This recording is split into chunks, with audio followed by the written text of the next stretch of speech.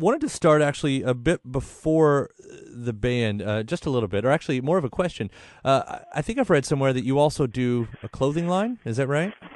Yeah, people love to focus on that. I don't know why. That's the most entertaining of all the ventures that I've attempted in my life. But Well, I was actually going to it bring gets that up, brought up though. quite a bit. Yeah, well, that's what I see written about anyway. How long have you been doing that now?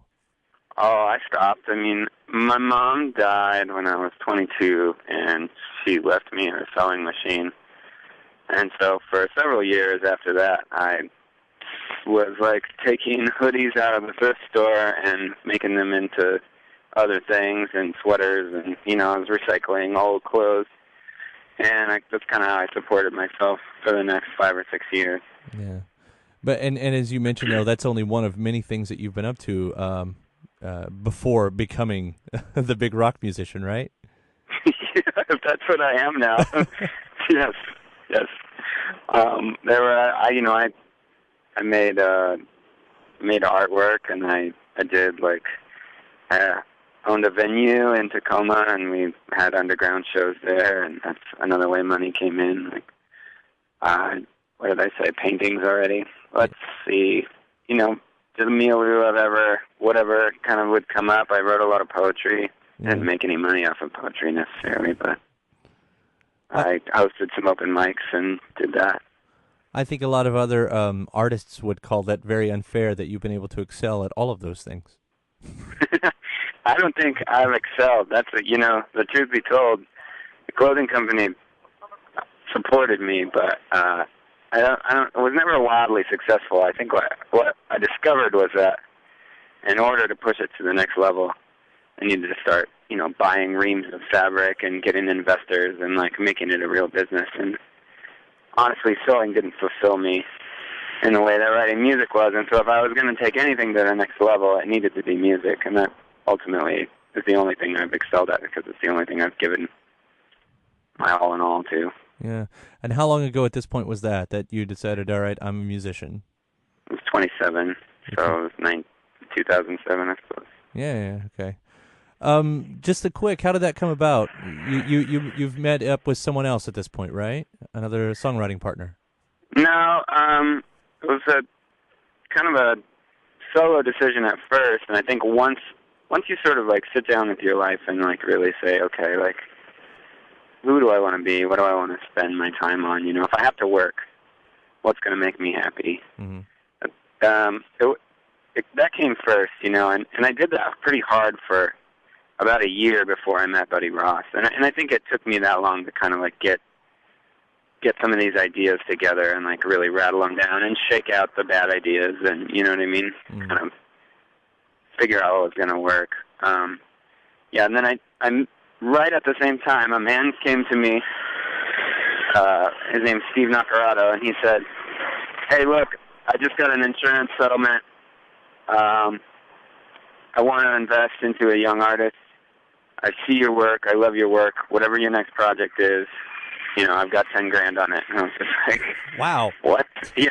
And then I talk about manifesting your destiny, So, and at the very same time, I met Buddy Ross, who had been doing beats and keyboard riffs for, several artists that I knew and respected, and I really wanted to work with him. Mm-hmm.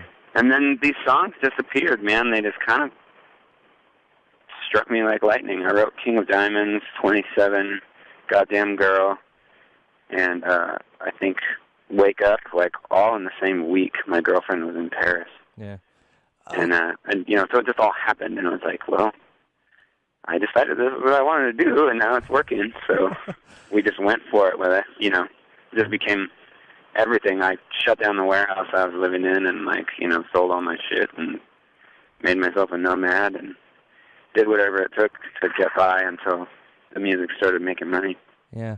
I think a lot of people, especially on the outside, would wonder, how easy is it or difficult to transition from what you're used to writing poetry to writing something that's going to fit a music template. Yeah.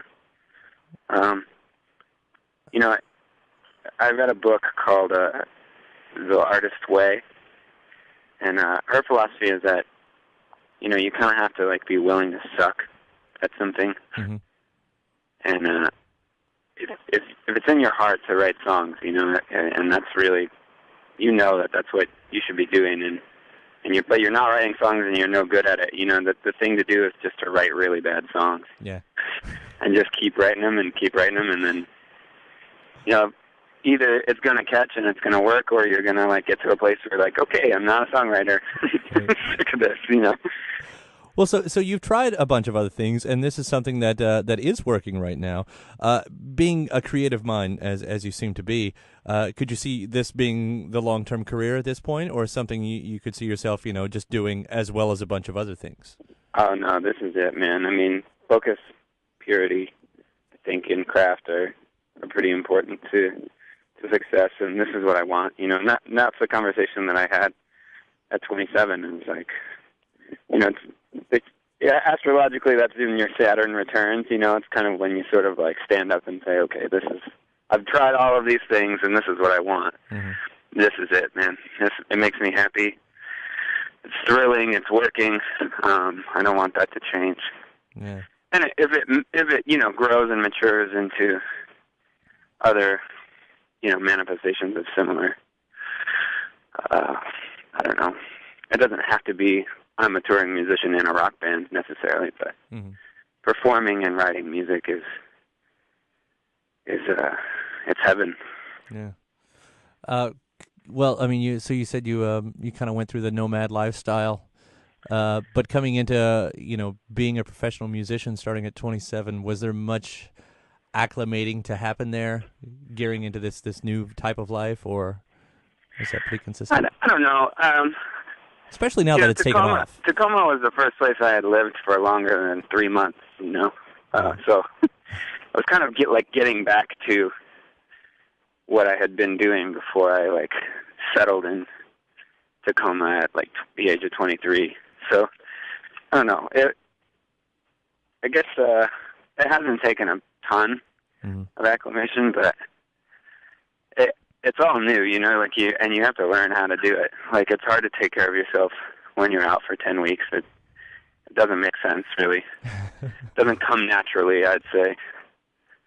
Some people just drink their way through it, and right. I think that works for them. And hang on just a second. Let me see what my girlfriend's up to. Uh-huh. What are you doing? Okay. All right. Okay. We're in San Francisco right now, actually. Oh, cool. Place I've never been.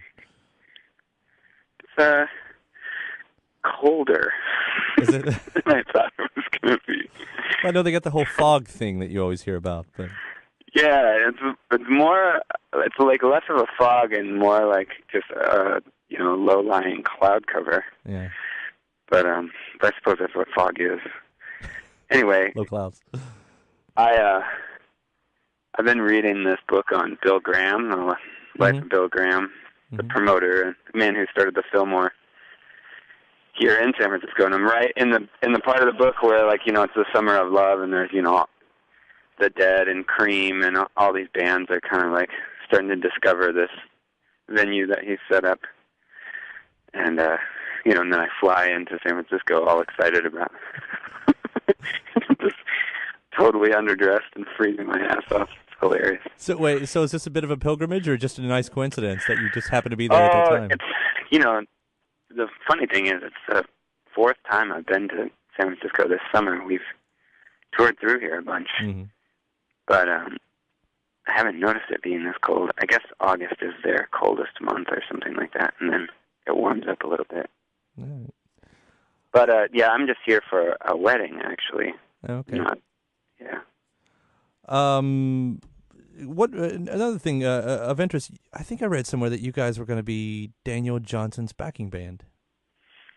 Yeah, there's a little trio of shows here in the Northwest, or there in the Northwest, as it were. Yeah.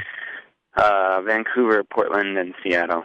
And traditionally, he plays, for an hour or so solo, and then the opening band comes out and helps him with some Beatles covers and some songs that he likes to sort of beef up a little bit with the backing band. So it's a rad opportunity.